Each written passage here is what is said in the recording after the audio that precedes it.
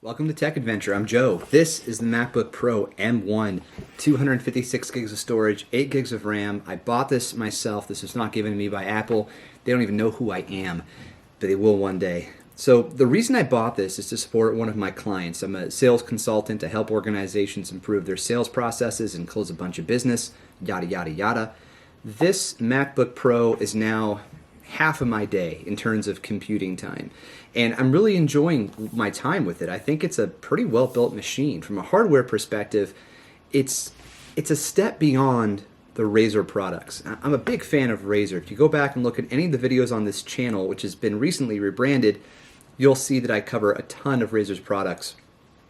Peripherals like keyboards and mice, cameras, all the way up to their machines, like their flagship Razer Blade 15, which I've had one since 2018. Actually, I had the 2016 model as well, but gave that to a friend.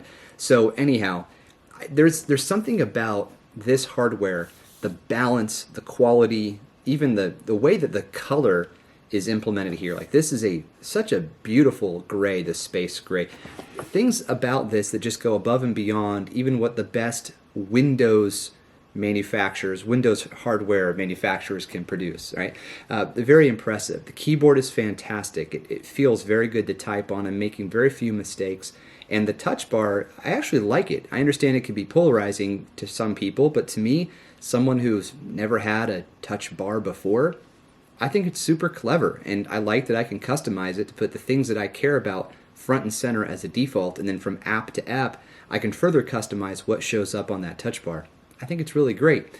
Now, beyond that, beyond the hardware, I'm pretty new to the Mac operating system, especially Big Sur. So my background with Mac computers, it's very shallow. I spent some time with a Mac Mini. This would have been 2010. After about 6 months, I gave up on trying to learn how to drive on the other side of the road. I had a MacBook Pro many years ago for one of my other clients. It was a company computer, so I used it just for work. And I really felt like I should just be using Windows, so I installed Windows on it. And this is the first time that I've made the decision to put my money and my business behind Apple's computers. And of course, I wouldn't have done this if I didn't have to. And now that I've had to, I've taken it a step further. I had a run of luck recently, and long story short, I now have an iPhone 12 Pro, not a Max, just a regular Pro. I bought the AirPod Pros. I bought an iPad 4. This is the Air model with the Apple Pencil, which I don't love, but the iPad's awesome, and even the Apple case on the top of it. I'm pretty engrossed in this thing now. There's a few things that I've learned. Number one, this is a pretty big shift to go from x86 on a Windows-based machine to ARM on an Apple machine. So I'm not just adopting the Apple ecosystem, I'm also adopting what it means to be on ARM versus x86. But I had to give a lot of credit to Apple here with their implementation of Rosetta 2 to improve to make capable the emulation of x86 applications. The x86 applications that I'm running on my MacBook Pro, it's really just the Microsoft Office suite, Teams, Word, Excel, etc. What I found is that those non-native apps, they run pretty slowly to launch. But once they launch, it's not too bad. So if you were to do a restart of the PC and then open Excel, it'll take you about 8 to 9 seconds. I noticed this on the MacBook Air, which I've given to my wife, and now this MacBook Pro, which has the active cooling system, will have better performance for sustained tasks, so editing and that type of thing, video compression, but not really for opening an app, unless perhaps you have a lot of apps open, but more on that in a moment. So when I launch Excel, Word, etc., it takes about 9 seconds for that app to actually launch. Now, from what I've read, Rosetta's coming in, it's writing code for x86-based applications, so that the next time you run it, it'll run even faster. From what I've noticed, it still takes about 9 seconds every time I launch any one of these apps for the first time since the PC's been restarted. Now, if I close that application, it actually stays open in a suspended state, but a chopped down version, right? So if you have an actual spreadsheet open, you close that file, you'll notice that Excel is still waiting in the wings on the dock. And if you open it then, it's pretty darn quick. This to me is not optimal.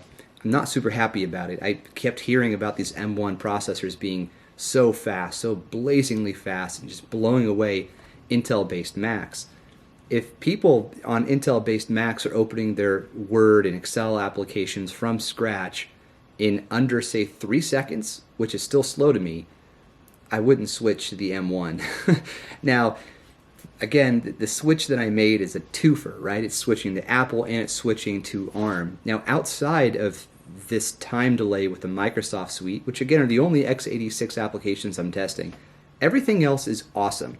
Whether I have the Safari browser open with 30 tabs, I haven't gotten to that point, let's be real, 10, 15 tabs, and then I'm also then switching desktops with a swipe of a gesture to do some iMessaging, swipe again to get to my Outlook. All of this happens incredibly smoothly, just as smooth as I would expect it to work on a Windows machine. The only difference is that gesture capability and just the ease in which all of this happens and the way that Apple stages this for you. So for example, any application that you make full screen will then go to its own desktop. Now it lives in that desktop on its own unless you take another application and drag it into the desktop, in which case it'll go to a split screen, sort of like how in Windows you can slide an application to a side, to a corner, to a top, and then it will automatically orient to a smaller size in that particular area, such as the left side or the right side or the top or the bottom. In Windows, this does seem more intuitive to me, but there is an application you can buy on the App Store, in the Apple App Store, called Magnet. I believe I paid $5 for it, and with Magnet, you can replicate the Windows functionality of pinning an app to a side and having it rescale automatically, and it works flawlessly. There's even shortcut keys that you can use, like Command Shift Up or something like that, and it'll just boom, it'll put that open application to that particular orientation. But as far as moving things to separate desktops, that Magnet doesn't seem to do that. If it does, I haven't figured it out quite yet. Another thing I had to buy to make my Mac a little more functional for me, since I do a lot of copy paste, is an app called Copy to Paste or Copy to Clipboard or something like that. I'll put it in the description.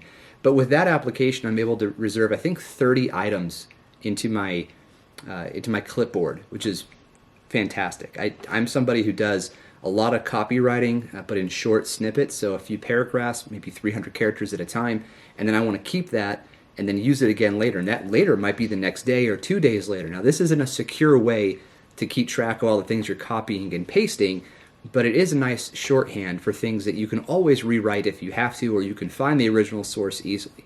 Which brings me to search. Spotlight search on the Mac OS is really something special. I'm enamored by it. I don't know why it seems like such a simple thing, but the speed in which it works and the way that the results organize themselves it feels like second nature, and that's pretty awesome. It works so quickly on these M1 Macs. I'm blown away. Now, it may be just as quick on the Intel-based apps. I don't know, again, because of that twofer scenario, but considering how fast that is and everything else I've laid out so far, all packaged into a 3-pound, 0.61-inch body that's super well balanced and super well made with this aluminum, blows me away. Very happy with it. Now, I would be remiss if I didn't mention how this fits into the broader ecosystem. I'm not an expert on Apple if that hasn't become abundantly clear by now, but by buying the iPhone 12 and the the iPad Air 4, I now have this opportunity to link things together. There's some subtle things that work very well. Like, for example, if I get a message, an iMessage, right? So specifically an iMessage from another iMessage user on my phone, I can respond to it from any of these devices. I can be alerted by any of these devices. If I were to open my AirPod Pros and listen to a podcast on my phone and then listen to a YouTube video on my iPad, it knows to pause from my phone, switch the iPad, and it happens very quickly. The one area where that doesn't work is with the laptop. From what I've seen, I have to explicitly press the connect button in order for that similar type of transition to take place. I don't mind it because I guess I've never loaded that type of seamless connectivity before, even though I've been very well engrossed into other manufacturers' products such as Samsung's. I had the Galaxy Tablet S7 Plus.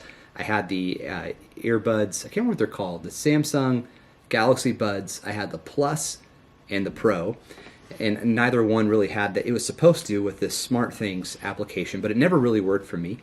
And of course, when it comes to Windows, then you're talking about going outside the Samsung ecosystem. I also had the Samsung Watch. Now, you notice I'm wearing a G-Shock. I am not really digging smartwatches. I tried the Apple Watch. It didn't work for me. It just felt so, unnecessary, I think is the best way to put it. Even though I don't like every time I feel a vibration on my phone or I hear an alert having to go to that device, being able to look at my watch and go, oh, this is from so and so is really helpful. But at the same time, sometimes I just don't want to be alerted, and it's okay if things are happening, I'm not responding right away, especially if I'm with my family, then I have nothing really else to worry about.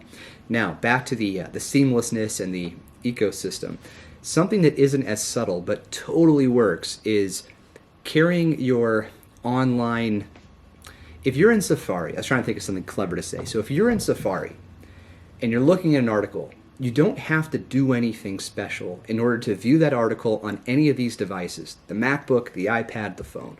It'll just be there in your history. There's a particular column that you can select when you go to the bookmarks button or section of Safari, and you'll find that article in your history right there. It'll even show you what's currently available. And I noticed something special happened to the Safari icon the other day, where it intimated with a little addition to the icon of a phone that I was actively browsing on my other device. So MacBook telling me that iPhone has something going on actively with Safari. That's really, really cool. And the fact that it just happens and all I have to do is make sure I have iCloud running, it's pretty special.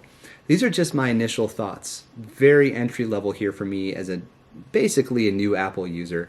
But I'm on this adventure, and I'm glad you're coming along with me for the ride. If there are particular things that you want me to test, or it's maybe something that you've noticed about this whole ecosystem or in any of these individual devices that you're interested in, or you want to call out to me or the community, just do it in the comments. That's the best way to get it out the door. So thanks a lot. Enjoy the adventure, and I'll be back for more soon. Thanks.